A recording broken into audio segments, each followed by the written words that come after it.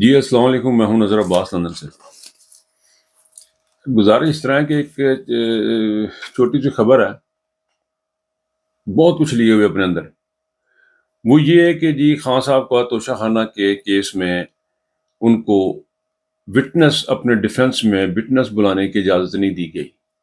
دنیا کا کوئی ایسا قانون، دنیا کا کوئی ایسا لا، دنیا کی کوئی ایسی عدالت نہیں ہے جو کہ وٹنس کو ملزم کو وٹنس نہ بلانے دے۔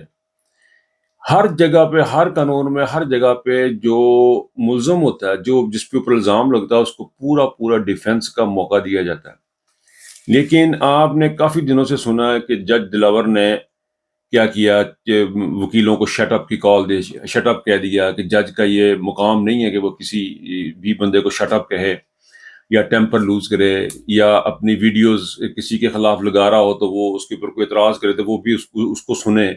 ایتھکس اجازت نہیں دیتے، انسانیت کے ایتھکس جو ہوتے ہیں نا، اصول جو ہوتے ہیں، وہ اجازت نہیں دیتے کہ مجھے پہ اگر کوئی بندہ اعتراض کرتا ہے کہ بھائی جان نظر صاحب آپ یہ کیس نہ سنیں، مجھے نہیں لگتا آپ فیصلہ کر پائیں گے، تو مجھے ہٹ جانا چاہیے۔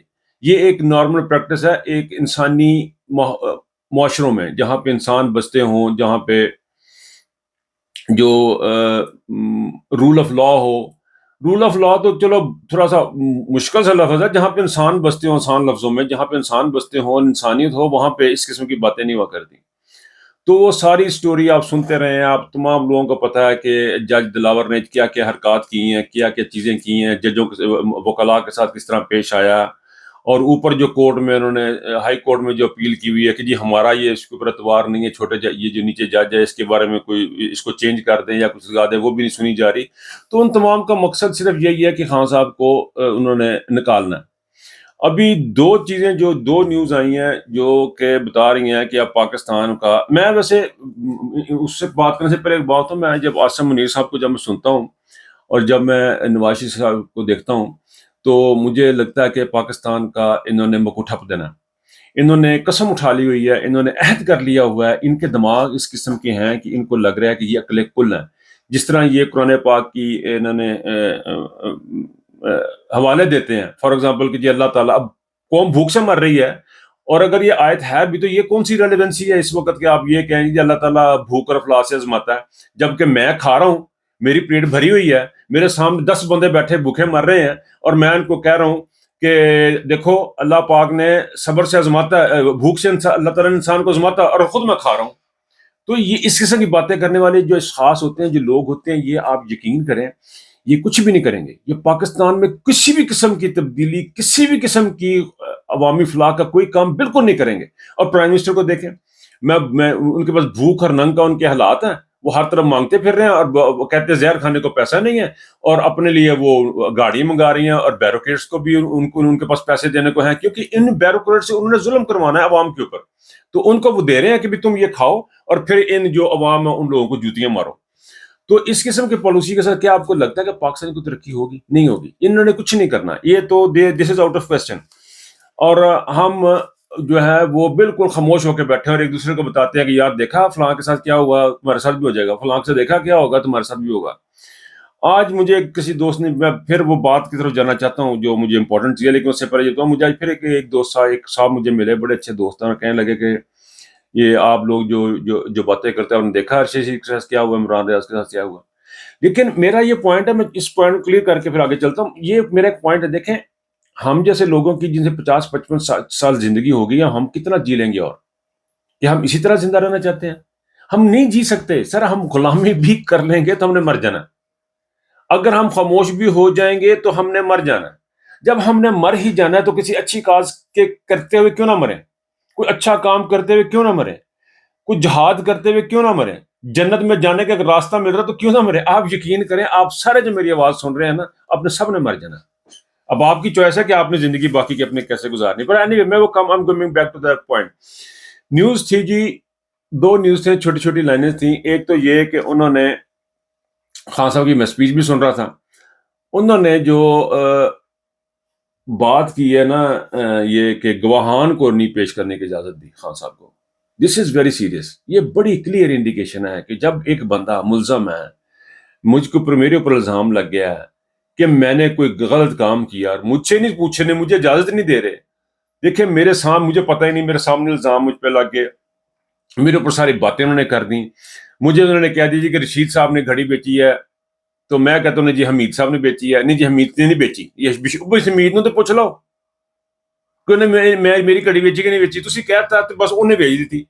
اس قسم کی صورتحال میں اب انہوں نے آگے بڑھ کے ایک کام اور کیا، جو نیوز آ رہی ہے کہ خان صاحب کی جو درخواست تھی گواہ پیش کرنے کی وہ ریجیکٹ کر دی ہے. ہائی کورٹ کیس روک کے بیٹھی ہوئی ہے تبدیلی اس جج صاحب کے بارے میں جو کیس ہے ہائی کورٹ وہ روک کے بیٹھی ہوئی ہے. وہ کیوں روک کے بیٹھی ہوئی ہے؟ اس کو رکوایا گیا کہ نیچے کیا، یہ سارا کچھ نظر آ رہا ہے. پاکستان میں اسٹیبلشمنٹ میں اتنے برے طریقے سے ننگی ہو کے سامنے کبھی نہیں آئی جتنی آج ہے.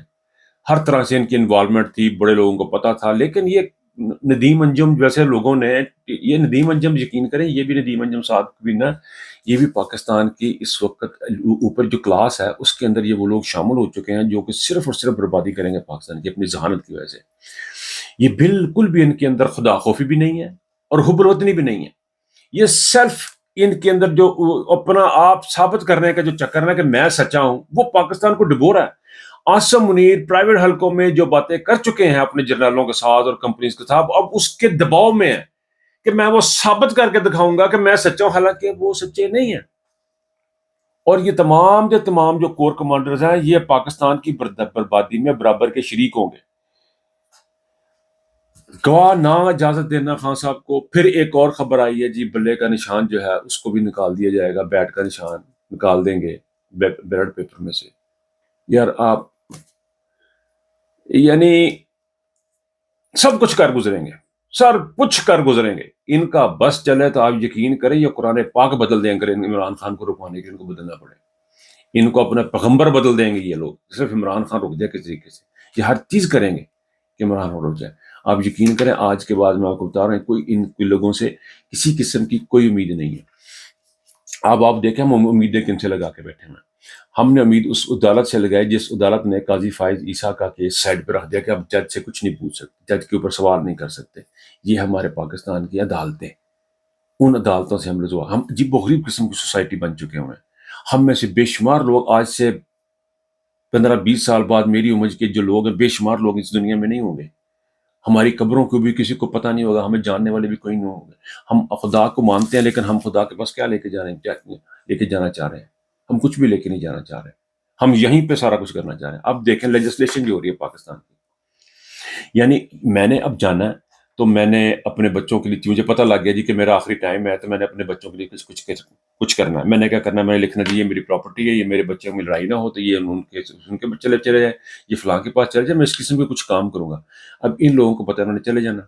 اب یہ کیا کام کر رہے ہیں، یہ کام کیا کر رہے ہیں، یہ صرف فوج کو طاقتور کر رہے ہیں، اس لیے کہ وہ ہمارے ساتھ رہے. انہوں نے آ کے سب سے پہلے جو لیجسلیشن کی تھی وہ یہ تھی کہ سول بیوروکریسی جو ہے وہ ISI کی مدد سے لگے گی. اس کے بعد یہ امینڈمنٹ کی ہے. یہ لیجسلیشن کی بات کر رہا ہوں اب میں. اب انہوں نے امینڈمنٹ کی ہے کہ جی وہ آرمی ایکٹ میں امینڈمنٹ کی. اس امینڈمنٹ کی جو ڈیٹیل پڑھی ہے وہ تو اتنے، میرے پاس اتنا ٹائم نہیں ہے کہ میں اس کے اوپر بات کروں. وہ تو سیدھا چیف آف آرمی اسٹاف کو انہوں نے خلیفہ بنانے کی کوشش کی، اس کو بنا دیا، بلکہ کوشش کیا کی، بنا دیا انہوں نے. اور خان صاحب نے آج اپنی اسپیچ میں ایک بات جو کی ہے وہ بڑی ہی، وہ بار بار کرتے جا رہے ہیں، ہی از اے بگ مین، بہت بڑا بندہ ہے. کہ انہوں نے اب دیکھیں اس شخص نے پاکستان کی عدالتوں کو کبھی نہیں بتایا، کسی کو نہیں بتایا کہ میرا اصل میں یہ گھڑی کس نے بیچی تھی. خاموش رہا کہ یار ایک سرکاری ملازم ہے، افسر ہے، تو ہم اس کو بیچ میں گھسیٹیں گے، ہم کو باتیں کریں گے. بہت ہی مجبوری کی حالت میں اس کو بتایا. انہوں نے کہا جی بلا لو، انہوں پوچھ لو جنرل صاحب نو، بریگیڈیئر صاحب نو پوچھ لو کہ پجانا تسی گھڑی بیچی سی کہ نہیں سی بیچی، کداں پرائز لگی سی، کی گل سی، کیا پروسیجر ہوا تھا. برانی میں پاکستان کی بربادی میں بالکل کوئی کیسے. پاکستان اب صومالیہ بن کے رہے گا، پاکستان اب یوگنڈا بن کے رہے گا. 20 روپے کی جو گھڑی ہے، سوری 20 روپے جو پیٹرول کی جو قیمت بڑھائی ہے، یہ ساری چیزیں انڈیکیشن کرتی ہے کہ پاکستان ایک گندا غلیظ قسم کا ملک بن کے رہے گا. کبھی بھی ایز اے سپر پاور یہ سروائیو نہیں کرے گا، نہ کوئی بنے گا. یہاں پہ صرف ہماری اخلاقیات بھی ختم کی جا رہی ہیں، اس کے خیر میں الگ سے بات کروں گا. اب جو خان صاحب نے ٹرمنالوجی، جو میں بات کرتے کرتے نکل کے کہیں اور بات کر رہا تھا، خان صاحب نے ٹرمنالوجی یوز کی ہے، قانونی طور پر غلام بنانے کی کوشش کی جا رہی ہے. پاکستان کو نئی لیجسلیشن جو آ رہی ہے وہ پاکستان کو قانونی طور پر غلام بنانے کی، آپ بول نہیں سکتے، ISI کسی کے گھر میں گھس جائے گی، پولیس کسی کے گھر میں گھس جائے گی، انٹیلیجنس کسی کے بھی گھر میں گھس جائے گی. یہ ان کو لگ رہا ہے کہ یہ پاکستان کو اس طرح خاموش کر لیں گے، قبضہ کر لیں گے. پاکستان کو آپ کشمیر بنا رہے ہیں. آپ کو لگتا ہے کہ اس طرح آپ چیزیں کر سکتے ہیں تو آپ یقیناً آپ کر لیں. مجھے کوئی اعتراض نہیں ہے، کیونکہ مجھے پتا ہے کہ آپ نے بھی زندہ نہیں رہنا. آپ نے 6-7 سال سے زیادہ آپ نے نہیں ہونا اس دنیا میں. اپنی جاب پہ آپ نے نہیں ہونا، آصف منیر صاحب نے نہیں ہونا اپنی جاب پہ، شہباز شریف نے نہیں ہونا، ہمارے بچوں نے ہونا ہے، اور ہم ان کے لیے گند کر کے جا رہے ہیں، ہم ان کے لیے گڑھے کھود کے جا رہے ہیں. یہ ہیں وہ ماں باپ جو اپنے ملک، یہ ہیں ہمارے ملک کے لیڈر، اور یہ ہیں وہ ماں باپ جو اپنے بچوں کے لیے وصیتیں چھوڑ کے جائیں گے، جو اپنی چیزیں کر کے جائیں گے. میرا یہ ویلاگ صرف اس لیے کہ بالکل کوئی رتی برابر امید ان لوگوں سے نہیں ہے، نہ آصف منیر سے، نہ چیف جسٹس سے، نہ پرائم منسٹر سے. ہم معجزے کی امید میں بیٹھے ہوئے ہیں. ابھی حالات آپ کو اس سے اور بدتر نہ ہوتے ہوئے نظر آئیں گے. اس کے لیے تیار رہیں. اپنے بجلی کے بلوں کے پیسوں کا بندوبست کریں، اپنے کھانے کا کچھ حساب کتاب کریں، اور خاموش رہیں، گھر میں بیٹھیں اور موت کا انتظار کریں. اللہ حافظ.